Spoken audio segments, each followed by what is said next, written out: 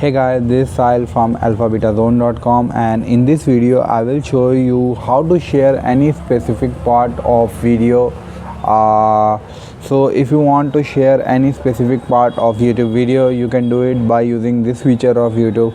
So in order to share any specific part of any video, first you need to open that particular creator video. So once the ad will be finished, we will show you how can you send that particular part of the video. So first I will show you where is that option.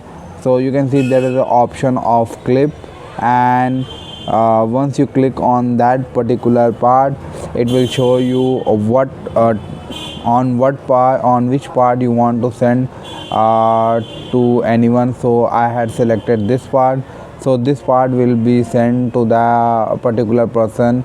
So I had named this test, and I will click on share button. After clicking on share button, YouTube will give me a link, and please keep in mind, once you share this video, it will show on your channel name, with your channel name.